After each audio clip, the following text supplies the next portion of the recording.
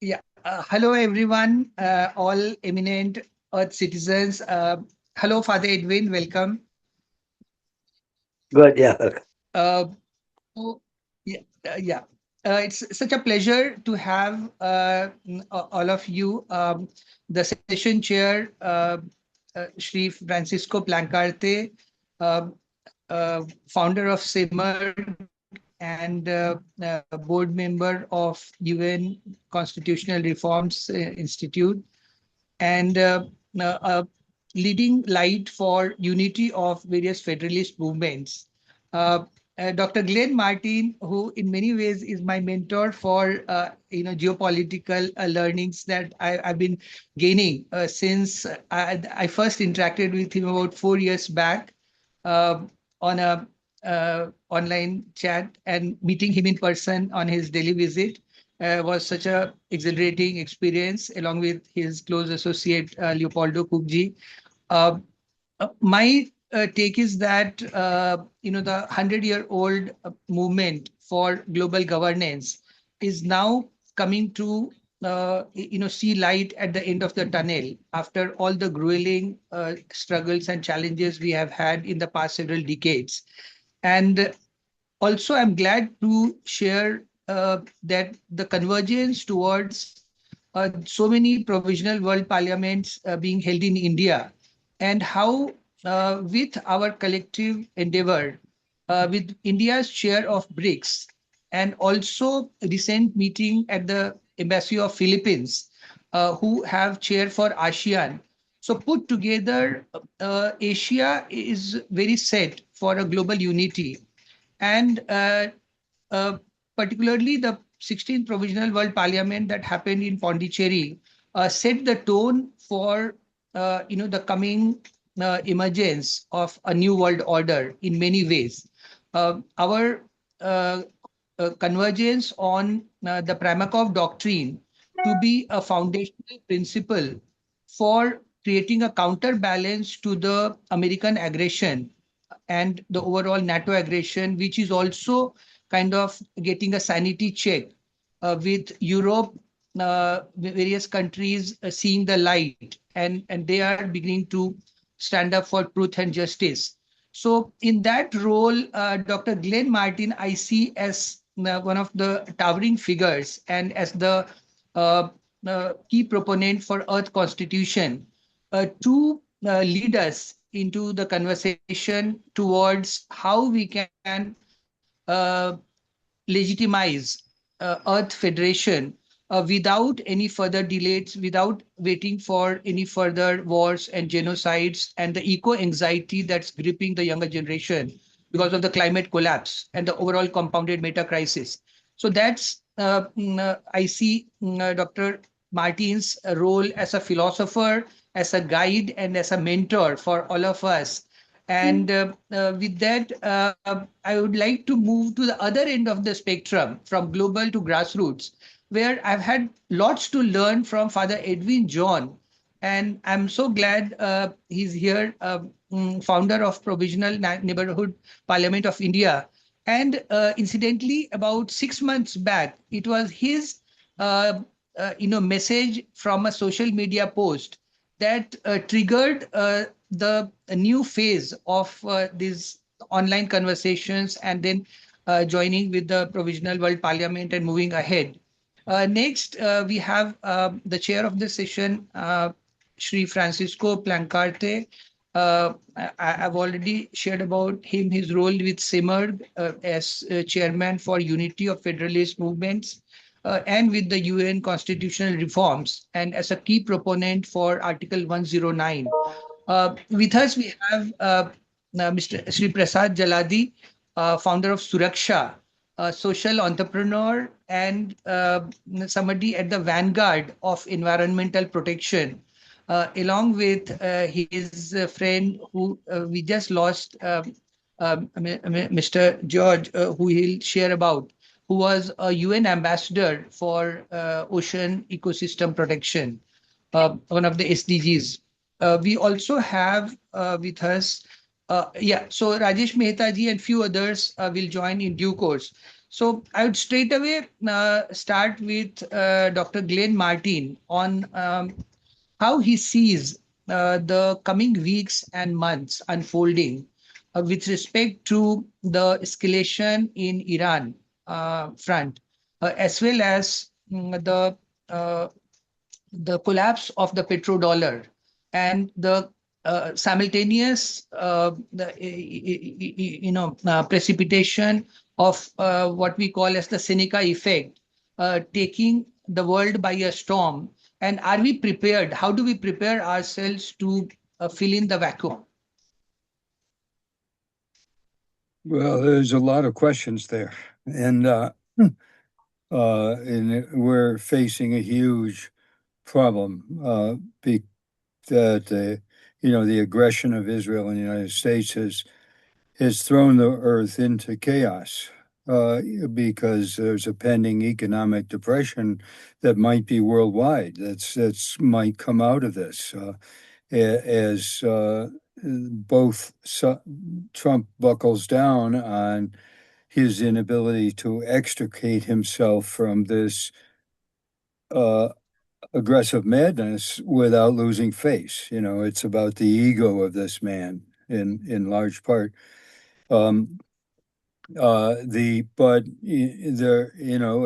Chandra Vikash is always trying to point out that there may be a silver lining in the dark clouds, and this may be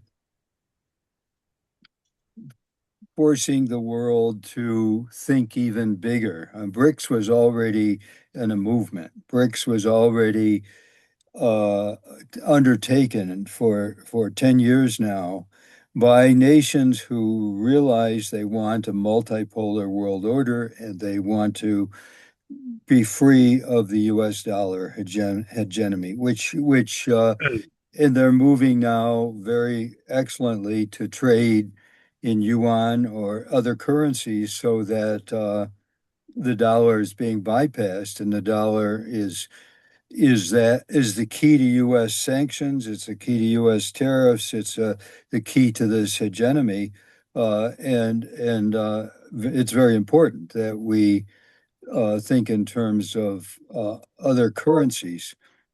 But so what I'm saying is that maybe the crisis in Iran will activate the world to think in even more radical terms rather than simply a multipolar world order, to realize that we need a unified world order. We need the whole of humanity under the rule of enforceable law, not just governance, not just treaties, not conventions signed by sovereign nations, but we need to unite humanity, and that ultimately, no matter what stage we might find ourselves at with BRICS or with any organizations, UN reform or whatever, that ultimately is should be always kept in mind as the goal, because unless we unite humanity and overcome this multipolar idea that everybody is sovereign, everybody can do whatever they want, because you can't, sovereign means ultimate authority. You can't supersede a sovereign nation. So if the Japanese want to violate the Convention of the Seas by going out there and whaling the whales until they reach extinction, no, there's no one there to stop them from doing this. And it applies to every nation. We are trashing the oceans of the world with pollution, and because they're global commons, and there is no way to regulate or enforce that global commons. But when I say that we need the holism of humanity, I mean the sovereignty of humanity. And from the sovereignty of humanity flows the collective authority of humanity over the global commons. Right now, we see on the news the missiles back and forth from Iran and Israel and the United States hitting things, hitting oil sources, and huge columns of black smoke flowing up into that atmosphere. But that atmosphere does not belong to Iran. It does not belong to the United States. It belongs to the world. It is part of the global commons. And it's exactly the same with the oceans. The oceans don't belong beyond the territorial waters and international waters. It can't be the chaos of whoever wants to use those oceans, whatever they want to do on those oceans. It's up to them. Not in the slightest. They belong to the people of Earth. The rainforests of the world, the lungs of the earth, which are in Brazil, the lungs of the earth. That means the breath of our entire planet is there in Brazil. The sovereign nation of Brazil has no right to destroy the lungs of the earth. They belong to the people of Earth, right? And so when I say we need to unite humanity as sovereign, from that sovereignty flows a world of justice and freedom and peace that can flow to the world in no other way. It has to come from the authority of the sovereignty of the people of the earth and under the Constitution for the Federation of Earth. The only, if we want to communicate with BRICS, it has to be within that framework. We have to say to them that we very much appreciate the freedom from the hegemony, the emergence of the world into its own, the emergence of China and Russia and Iran into their own. But that's only a transitional stage. We must be thinking in terms of the whole, the power of the whole, the meaning of the whole, the sovereignty of the people of Earth. And that alone, if there's a possibility of saving the global environment, that alone will do it. I just wrote a paper on the environment for a holism conference that's coming up in 2 weeks, and it was on the Constitution in relationship to the environment, and what it does is connect the grassroots, the wonderful grassroots work that's being done by people around the world with the whole, right? We need both. We need grassroots empowerment around the world, but that will not be successful unless we can also unite humanity and look at the world as a global commons belonging to all of us. So anyway, that's my idea of what might come out of this, the silver lining that might come out of this terrible war in Iran. Yeah. So what I gather in essence is that how do we move away from the notion of nation states as private property, as an extension to individual rights, to national rights, to a new paradigm of being custodians and stewards of earth as a whole. So I think that requires a mind shift, or rather going back to the first principles of how humanity has lived over thousands of years. If you look at the indigenous cultures, we've always treated, for example, every scripture that I read in the Indian context talks about Vishwa Kalyan. It talks about the welfare of the world. Nowhere I find it mentioned that it talks about just a piece of geography should do well and the other shouldn't.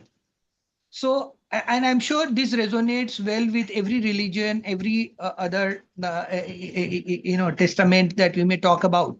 Uh, the point that, Dr. Martin highlights is that where do we see the silver lining and the window of opportunity? So let me unpack on that note. So one is that closely watching the situation, not just around the world, around the Persian Gulf, but also within America. Now, America, I see not as a nation state, but essentially it's a civilizational experiment of meritocracy. of course, mired into lots of religious, kind of mythologies and even bigotry, some sense of racist supremacy. But by and large, America turns out as a civilizational experiment of attracting meritocratic talent, meritocracy-based talent from around the world, and that was its calling card for a long time.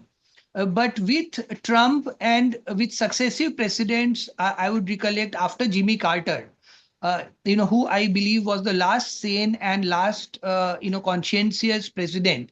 Everyone after him, from Reagan onwards, has been a rogue criminal, to begin with, without mincing any words. So, including Barack Obama, including Joe Biden. So the point is that, it's not even about a bipartisan, logic. It's now clearly a schizophrenic, condition in which the state no longer represents the well-being of its own people, and the state has played into the hands of cartels of, gangs, which are a completely different, game than what it takes for intergenerational justice, for example, what it takes for equity, what it takes for inclusion, what it takes for sustainability, for peace, or for harmony. So I think we need to be mindful of this stark contrast and difference that we are trying to bring about, number one. Number two is that, interacting with a good number of Russians, Chinese, and people from around the world, I find that, China has beaten America on its own game. But, moving over from an American-led hegemony to a Chinese hegemony does serves us no good. With all due respects to, very healthy sentiments from China, the all the technological material prowess, uplifting of hundreds of millions of people from poverty. But is that sustainable? Is that consumption pattern, sustainable without having to impinge upon, more oceanic space, more territories, including Tibet, for example, including, for example, Philippines or many other countries. So in that way, the kind of opportunity I see with BRICS being a kind of balancing framework where it brings together contiguous civilizations of Russia, India, and China and Iran. And particularly, I see the light in Iran's, position in terms of fairness, in terms of equity, in terms of the mosaic architecture, the depth of fairness to take on a much larger, uh, uh, weaponized project. So I think India at large is what happened in India when the Britishers left. So there were 565 princely states, and they would all have gone their own ways because the splintering was so inevitable. But somebody like the then Home Minister Sardar Vallabhbhai Patel, and the logic of Alexander Wendt in his 2003 paper called Why World Government is Inevitable. The logic that he brings is that Indians had a gripping sentiment that we were invaded and controlled by foreign powers because we were not united. So that sense brought about unity of 1/6 of human population, and that has now extended to BRICS framework, where I see greater solidarity of global South, along with large number of conscientious people from the global North, including a large number of them in America itself, the meritocratic high ground. And in Europe, the new awakening in Europe. So on that light, I would like to move to the session chair, Sri Francisco Plancarte, on his thoughts on is the time for a new rallying behind for Article 109 has come. And how do you see the UN, the General Assembly being convened, or do we straight away use a new pathway, like I suggest, through BRICS, by becoming an institutional member of BRICS and then expanding it to make it all inclusive? Because BRICS also has veto powers. For example, Brazil is blocking Venezuela, an issue that I raised in a IBSA meeting. India, Brazil, South Africa, there is a minilateral entity, a breakaway from BRICS. So, how do you see it playing out in terms of UN constitutional reforms or a parallel structure through the BRICS pathway? Uh, well, good morning and good evening.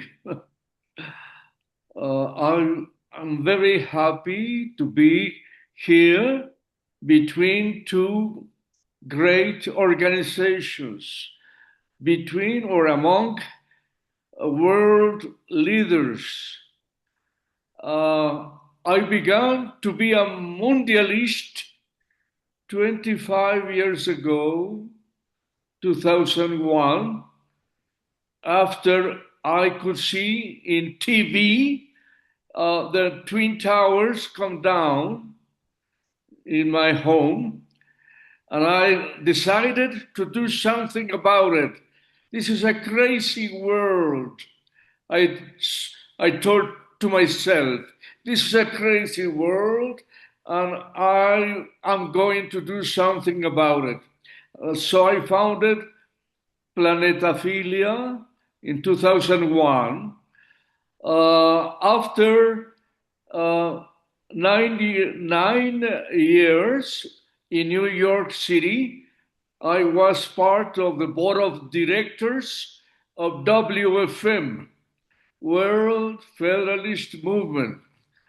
And I, I was informed that in Mexico there was a pioneer of the Earth Constitution, that I should meet him. And I said, yes, I'm going to. Who is this person? And they told me, Dr. Reinhard Ruge, co-president of the WCPA. So I came back to Mexico from New York, and I had a telephone number, and I called. Fortunately, his daughter, Tiahoga Ruge, answered the phone, and I said to Tiahoga, I want to meet your father. Please tell him that I want to visit him in Tepoztlan, near Cuernavaca and about an hour from Mexico City. So I went to Tepoztlan to see Dr. Reinhard Ruge. He was 80 years old, or more or less, a personality, excellent person. He gave me his book about his biography, or excellent biography of a mundialist pioneer of the Earth Constitution.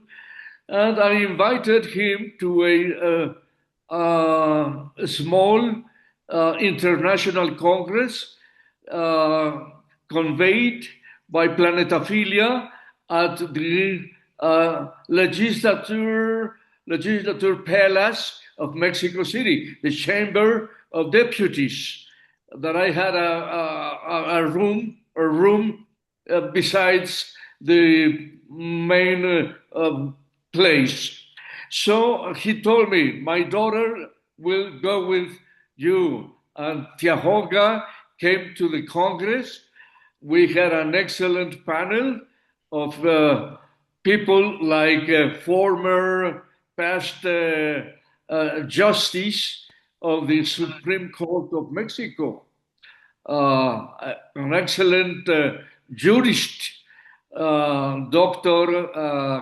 Castro, Juventino Castro y Castro.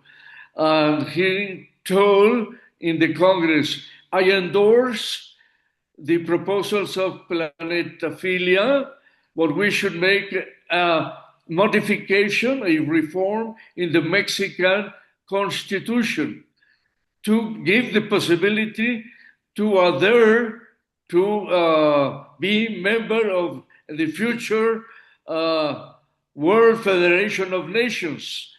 Planetaphilia had a Mexican clause, a small paragraph to be added at the Constitution. So Justice Castro said that he wanted to present the initiative because he, at that time, was member of the deputies chamber, the dean, because he was almost 90 years old. He was the oldest deputy of 500 deputies, and he was president of the Commission of Constitutional Issues, and he told me to project the initiative to be presented. I did it, and he approved the initiative and presented to the Commission. Unfortunately, it could not go to the plenary session because he died some weeks later on. But those are things that I wanted to share with you because it's the beginning of my work as a mundialist with WCPA. I had the pleasure to meet by phone Glenn Martin in 2010, very near after the Congress, and he told me that if I could promote the Earth Constitution, and I told him, yes, I can do that. And Glenn Martin sent me 100 items of the Constitution to my office. So we did the job and distributed the issues. And since then, I am part of WCPA, maybe not formally, but in my soul, I am member of the WCPA, and today the Provisional World Parliament. I had the honor in December to be appointed as chairperson of a commission with the objective to get together the different federalist organizations in the world. So I am very happy to be part of this work to try to get together, to collaborate the different federalist organizations. And I am here today with two great leaders of two organizations. I want to listen to my leaders because I also feel the same goodwill with the organization of Bibes and my friend, the convener, Chandra, Dr. Chandra. I'm my friend, Glenn Martin, for so many years. So I want to be friend of everybody. That's my dream. Human solidarity, my friends. And I am sure that both of you, with your respective teams, will find the way to collaborate before third parties outside, keeping your autonomy, each other, of course, but make an alliance or a coalition, whatever you think it's convenient, to be one group before the BRICS and all other states of the General Assembly of the United Nations.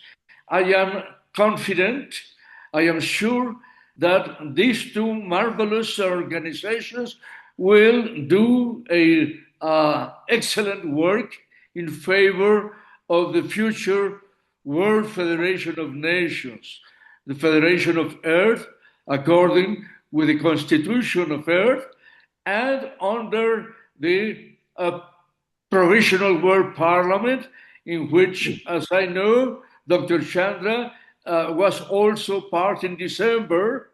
Well, my friends, that's what I have to say. Find the way, both of you, find the way with your respective board or team or whatever. Find the way in the next few weeks to work to collaborate, and that's it, my friends. Yeah, thank you so much. Just a quick question to bring in more continental diversity in the composition of BRICS. Uh, since you mentioned about your background in Mexico, is Mexico inclined to join BRICS? I think Has so. I think that already the some new application? government in Mexico, yes, I think that Claudia Sheinbaum, president, will apply to be part of the BRICS. That's my feeling. I am not sure, but I think it will happen. Yes. Okay. And also, you support that BRICS should not have veto powers for the current members to block the entry of new members. So that's another intervention we have to bear in mind for BRICS to expand into an Earth Federation. For Okay. example, Brazil is blocking Venezuela. Venezuela had already applied. And I raised this point, and I also shared this in a new article. So, okay, yeah, thank you so much. I'll come back later to you for your answer on Article 109 pathway. I mean, do you see how do we activate the UN General Assembly to get a two-third majority to pass a resolution on Article 109 and subsequently Article 6 and 7 for expulsion of repeat violators of UN Charter, so that that pathway also opens up. And also, I'd like to address my very kind of great regard for what I see as a complementary and synergistic approach, a constitutional approach and a diplomatic approach, working in tandem and much more robust and resilient framework for Earth Federation than otherwise. So I think that that's for the larger good that we maintain our respective autonomies, and as well as we synergize and work as a symphony.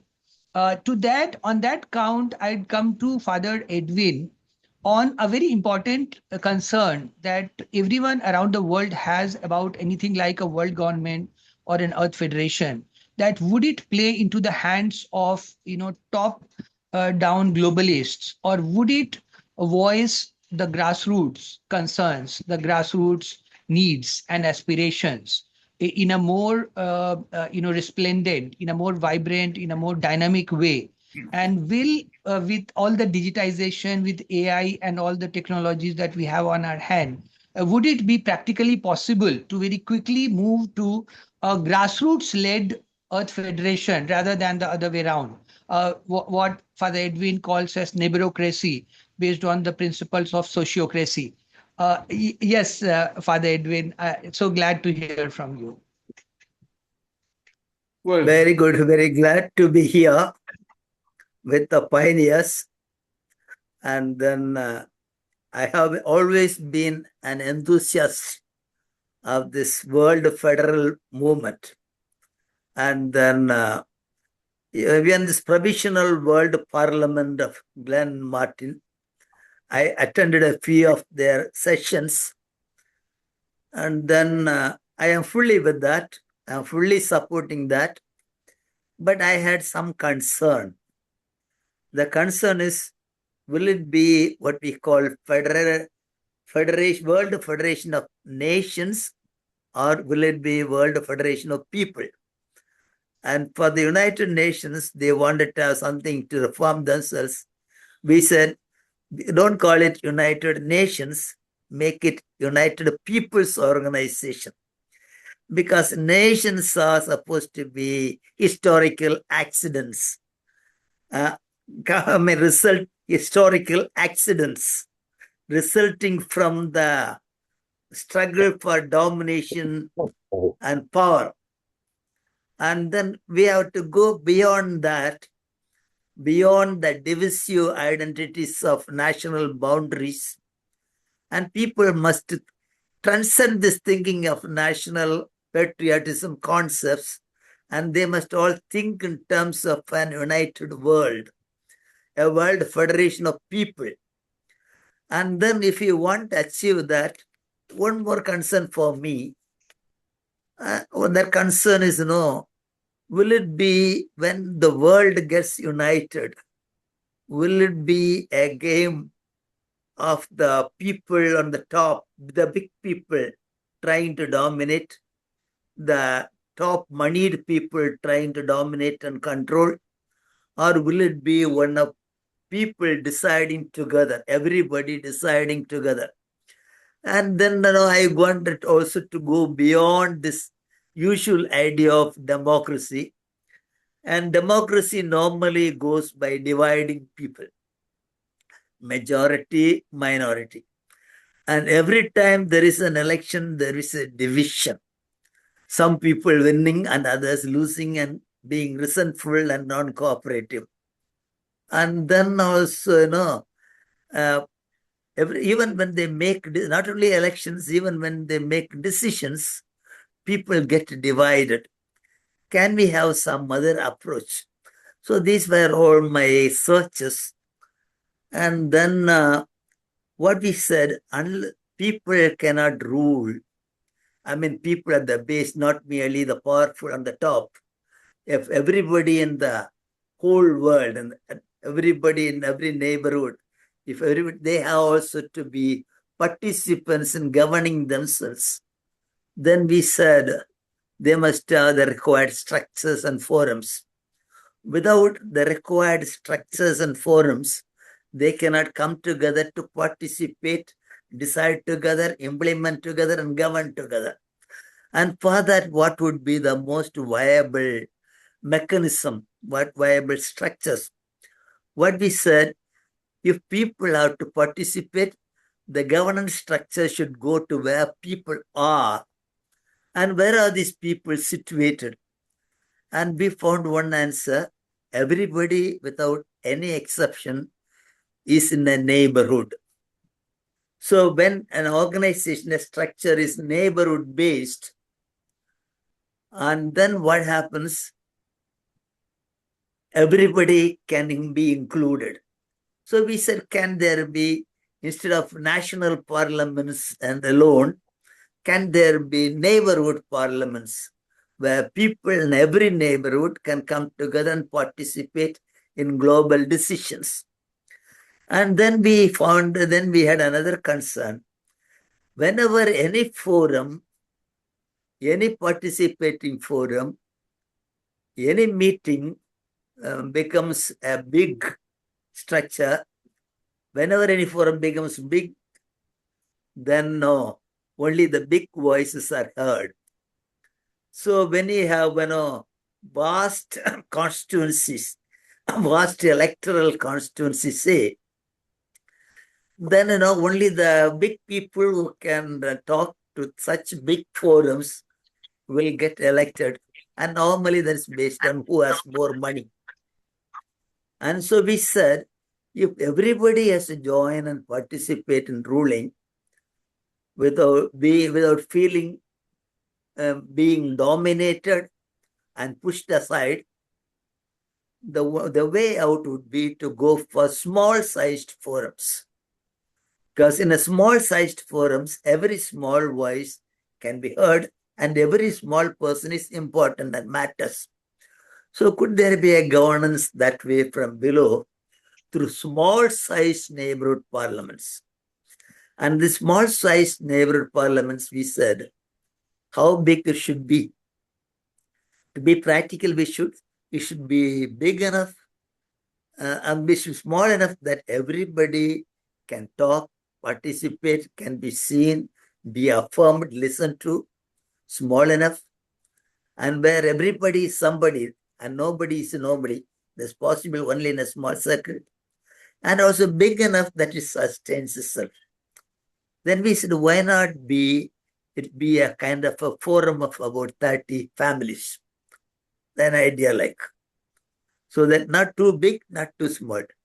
And that small parliament, neighborhood parliaments, functions as a neighborhood government, taking responsibility for that particular neighborhood, having its own ministers to attend to various concerns of the neighborhood, and also the concerns of the wider world on behalf of the neighborhood.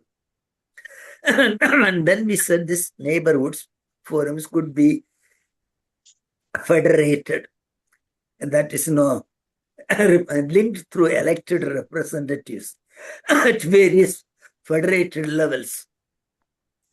That means we said, 1 minute, I'll take some water.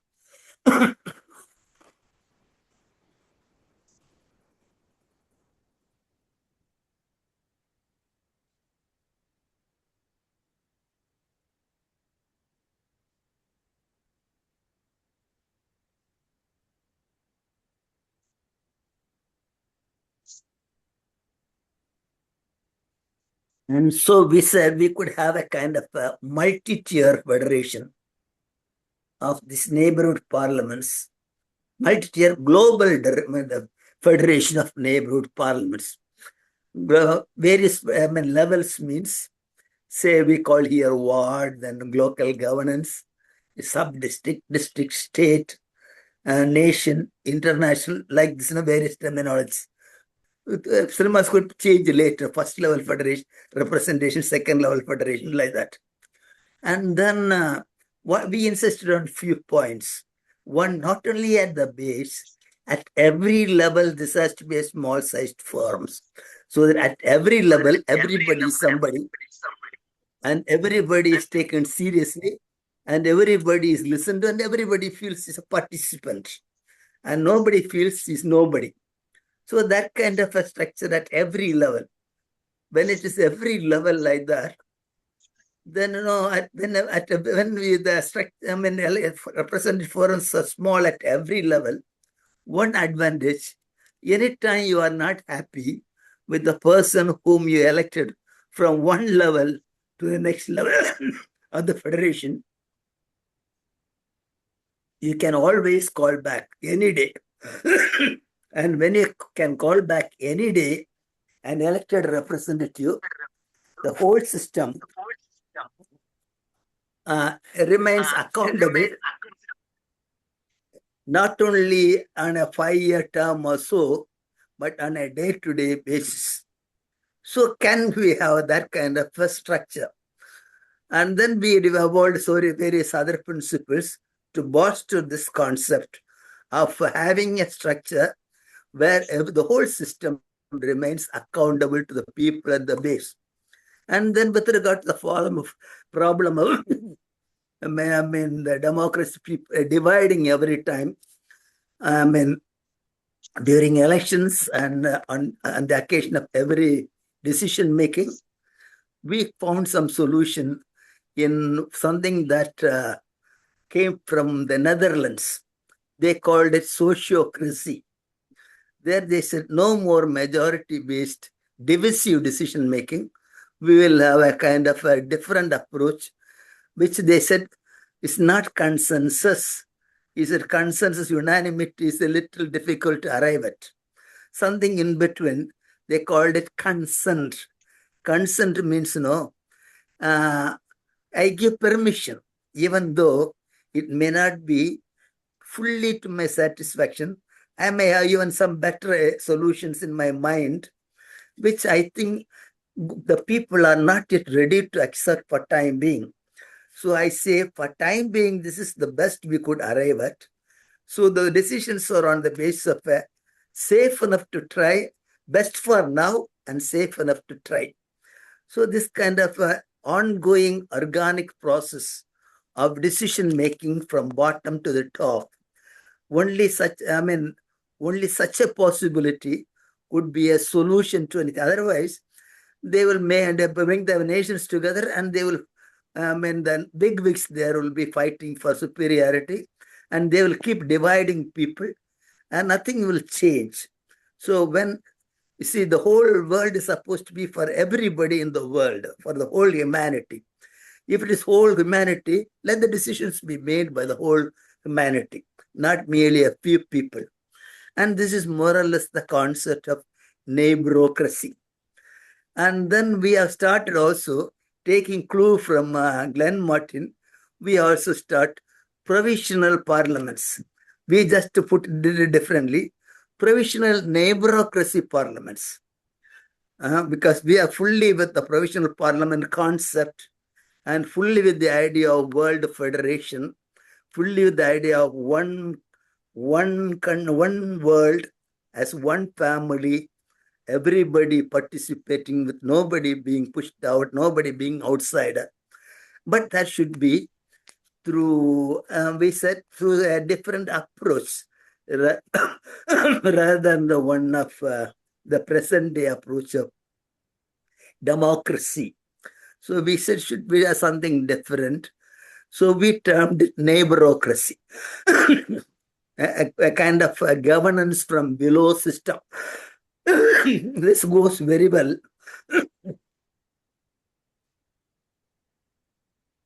This goes very well with the Gandhian approach.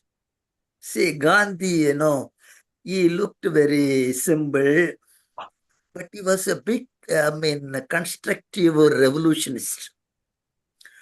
And then his revolution was, from below. People self-organizing themselves. And later, we also got interested in something else.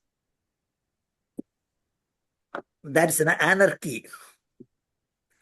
Because anarchy, that word has a very bad press.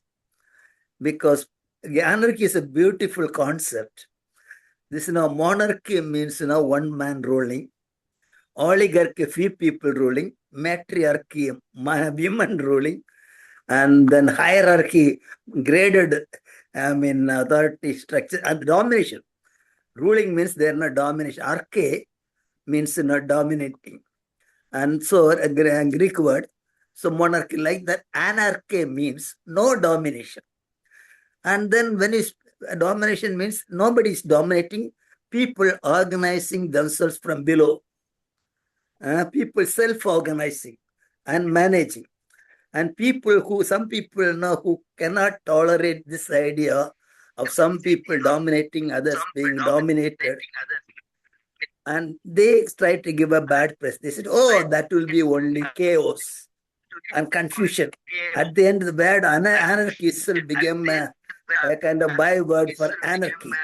But now that word, they are gaining back that word because they want to gain back that concept and emphasis. And then, so we are also linking with this anarchy movements. And there is one fellow, one Khan Ras, is a British diplomat at the United Nations. And then he had to defend the British government with regard to the war on Iraq. So they said, mass destructive chemical weapons and things were there. And then this fellow had to defend. So he went and studied in depth the issue. And when he went deep into the issue, he found that there was no basis for that allegation. That's a key question.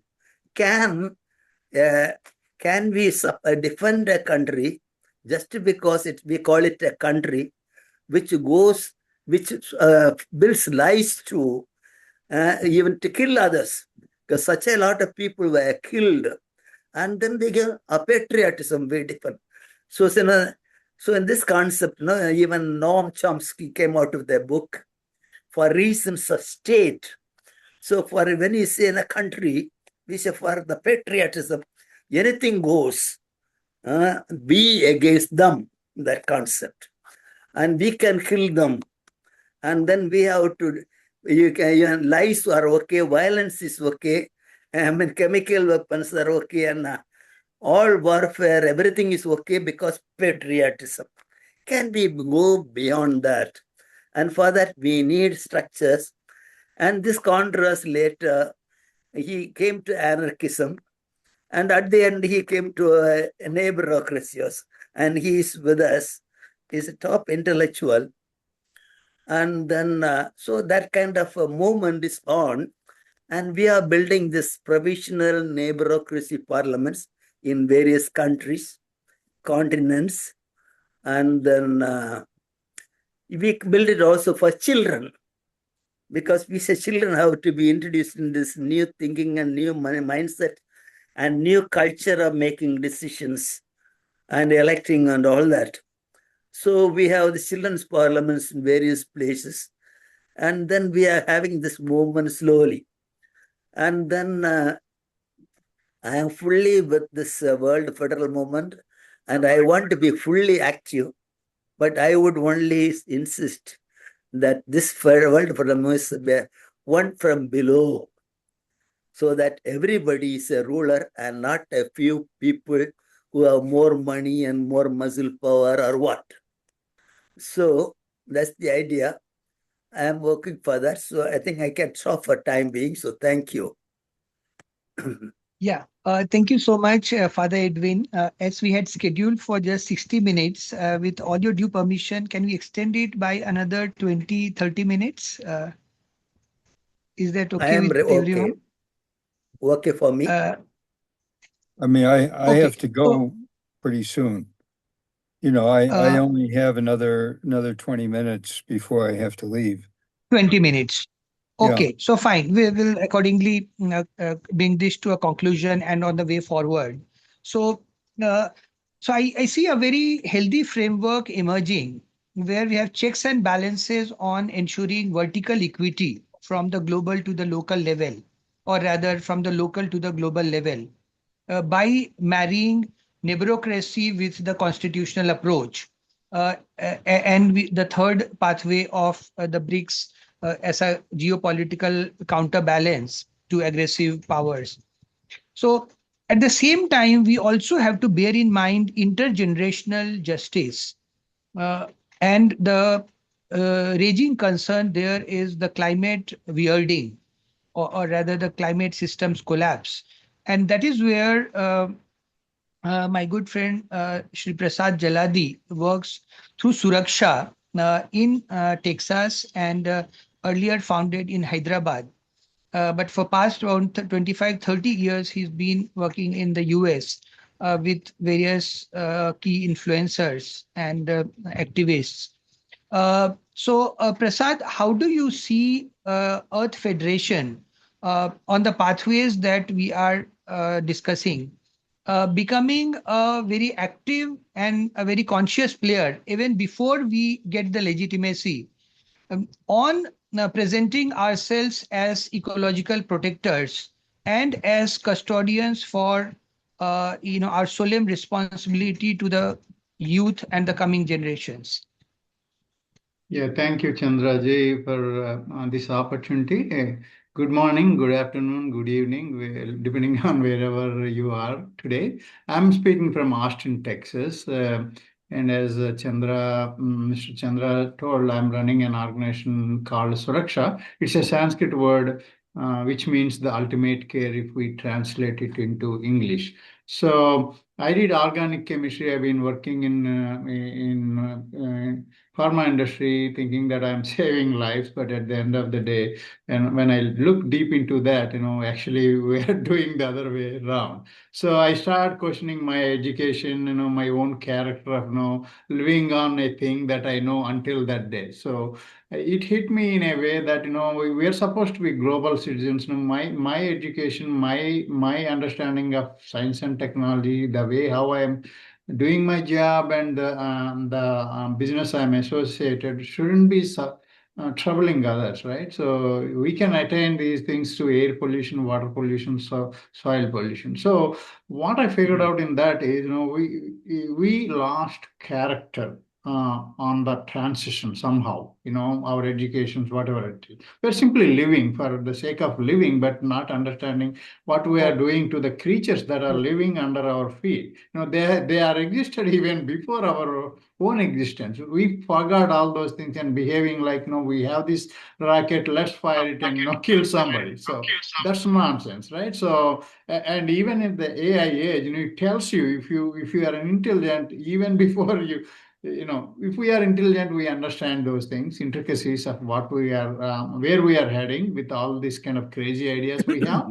And of course, people are using AI. It even tells the same story. But are we willing to accept that facts with our character, right? So the global citizenry, whatever it is, we are talking about one world, one ocean, and one nation kind of things. We are trying to reduce, remove the borders at the same time, and there are new elements coming up and doing all this kind of crazy stuff. The reason is simple. They are on the side of the cash. We are on, and very few people are on the side of character. We always know in this history of mankind that every majority turned out to be minority and vice versa. So how do we deal with this mess? So, and since I work with, as Dr. Martin said, all these things are there, and many people are paying attention about those things. And this, pollution clock is ticking on our lives. Like crazy, maybe 15 years. Not many people do not understand, especially you, because the adults, as parents, adults as teachers, adults as leaders are pushing them to learn this and earn this, learn and earn kind of methodology is going on. So this is no common sense, and people are not working in the area that they learned in the schools, maybe in the colleges, whatever it is. It's all about IT at the end of the day. Somehow, 50% of the job is IT. So what are we doing here? So my thing is, how do we build character within the system? We all know we have character. We are here because we are ingrained with that thing. That's why we can afford to lose money and spend time on this kind of issues. Seriously, right? We can also escape this shoot, but we are not trying to do that at least. We are not thinking in those lines at least. That's why we are here, patiently learning from each other here. And I appreciate this thing. So how do we do that? I sometimes think about two systems that should interoperate. We have to be insiders because we would be reading the signals, being insiders. That's the game that politicians and the 1% of industrialists are managing to do so far. And they became thick friends and strange bedfellows to screw up anything and everything that is coming along in their thing.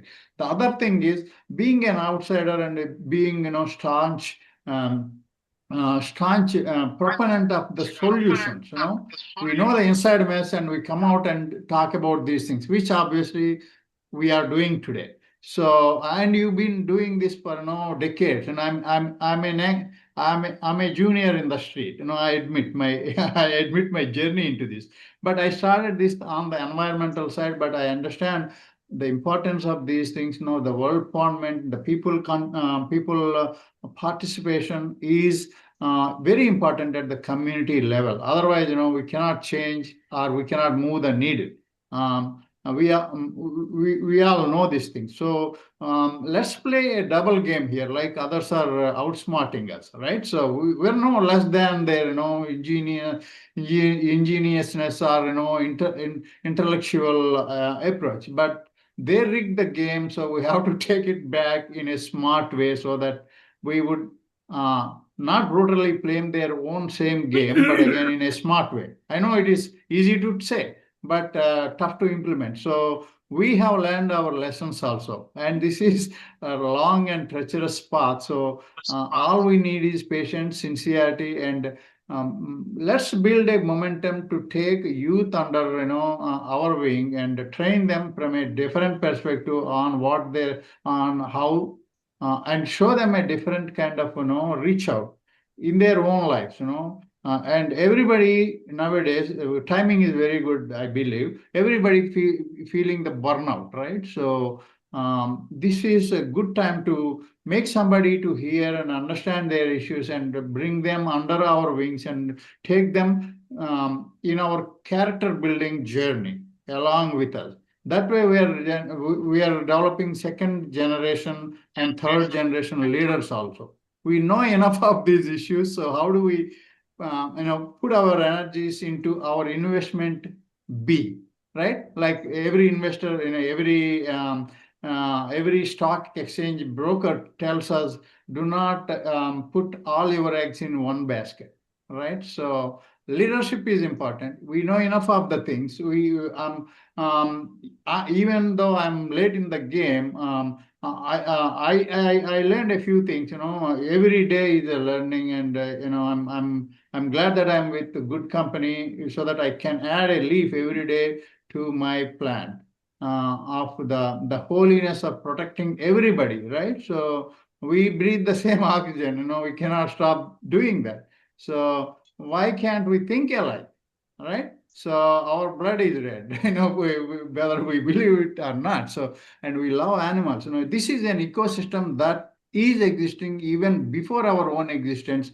All that we can do is to propagate, continue the goodness, weeding out the wilderness out of these things, and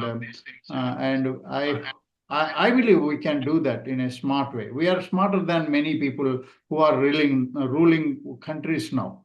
But let's figure out a best way to reach out to the youth and train them in a different way than what they are learning from the schools.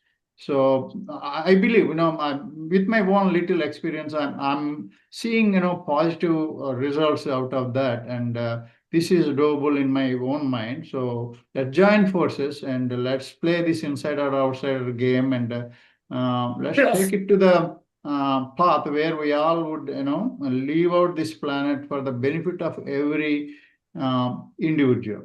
This world belongs to everyone, irrespective of whether they can speak, express, or show up.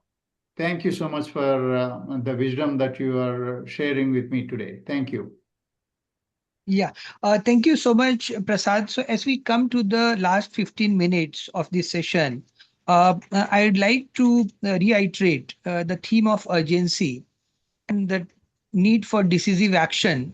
And in that, I'm so glad that Prasad, you are here today because I see Suraksha at the vanguard of what the World Legislative Act 6 passed in second Provisional World Parliament in New Delhi in 1985, talked about as Earth Emergency Rescue Administration, and what the 16th PWP has reiterated as WLA 93, which I believe needs to be put in the forefront of our action so that the legitimization process must begin with us getting to the field and demonstrating not just our willingness but our ability to activate emergency rescue administration. And I think Suraksha can play a vanguard role there. On that note, I'll come back to Dr. Glenn Martin and Sri Francisco Plancarte on how do you see a new breath of energy and activity to rally around two-thirds of the world's nations to pass this resolution, the long pending reform of UN Charter since 1955, 10 years after its formation, so almost 80 plus years now. Secondly, how do we formalize our association? There's a long pending memorandum of understanding between WCPA and Vibes Global Alliance, in which we also said that along with a category of non-governmental organization where we unnecessarily get dumped into, we must create a new category of earth government organizations. Every organization working for the well-being of earth as a whole for peace, harmony, stability, and sustainability. Thank you, Deepak Bhai. Thanks for joining, though we are in the final 10 minutes as Dr. Martin has to leave. And Dr. Martin and Shri Plancarte, please guide us on how do we get to decisive action, before, as many would agree, it is too late.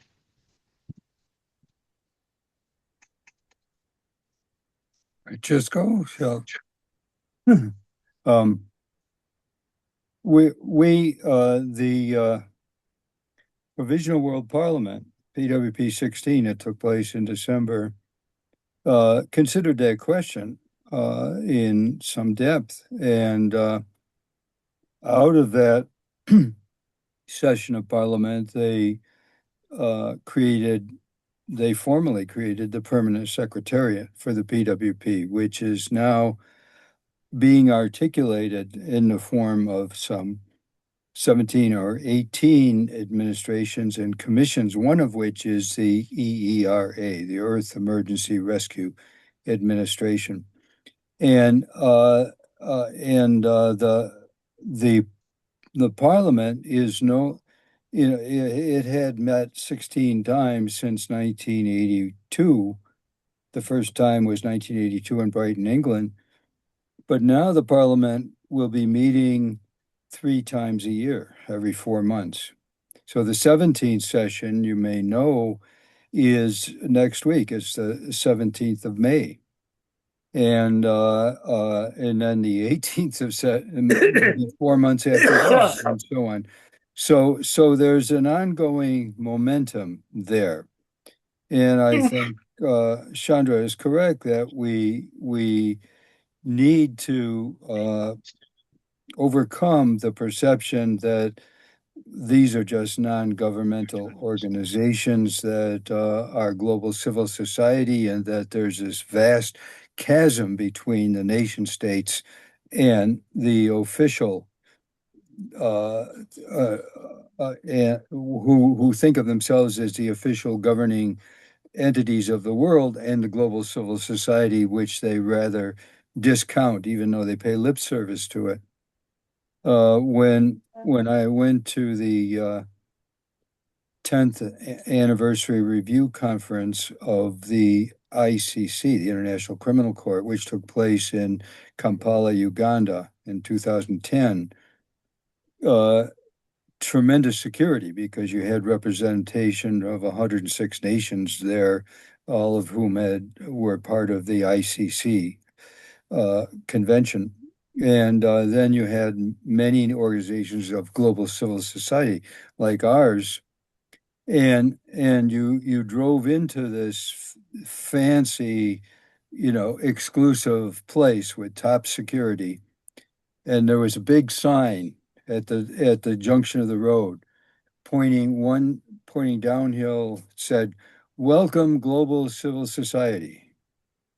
And down along Lake Victoria, there were these big tents set up and all kinds of facilities for us to talk with one another, right? And then the other direction was nation states, right? And they went up the hill to the hotel there where they would talk with one another, right? And welcome, global civil society, but you talk with each other. We don't care what you have to say, was the real message of that situation. Well, the Provisional World Parliament is different. I recently published an article just a few days ago called Emerging World Law. And under the Earth Constitution, which went, as you know, through 4 constituent assemblies, the last one was 1991, declared itself final and ready for ratification, and created under Article 19 the Provisional World Parliament. And the idea was the Provisional World Parliament is not just another civil society organization. It has always operated under the authority of the Earth Constitution and according to the procedures and protocols of the Earth Constitution. And the Parliament itself has developed its own procedures and protocols, and everything is done in parliamentary fashion, including the some 91 world legislative acts that have been passed to date by the various sessions of the parliament. So that now with the permanent secretariat of the parliament and all these commissions swinging into action, we expect to be a force in the world and will present ourselves to the world as emerging world law. Not a global civil society saying we should do good, we should protect the environment or whatever, but as a new force in world affairs, a new theme that, as someone said earlier, all nation states are contingent; they come and go, right? And the authority in the world is contingent. Right now, the authority belongs to the rich and the powerful and the sovereign nation state.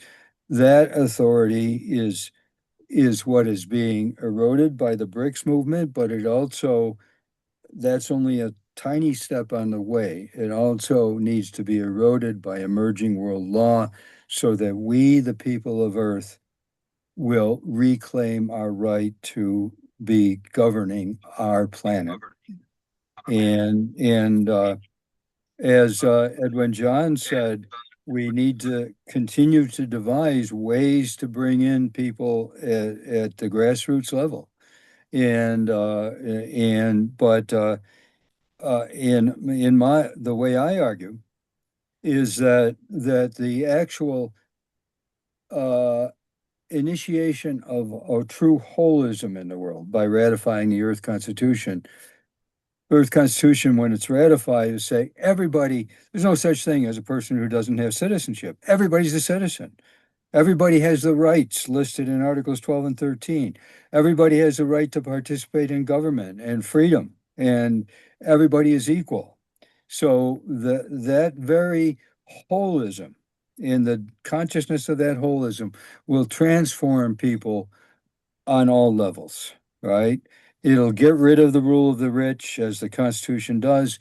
It'll get rid of this false nation of national sovereignty, and the people of Earth now deserve respect. Every single person, even the smallest. And the momentum toward genuine equality and genuine mutual participation will begin simply because of that genuine holism that has been achieved. So I'll end on that thought. I have to leave in about 5 minutes. So.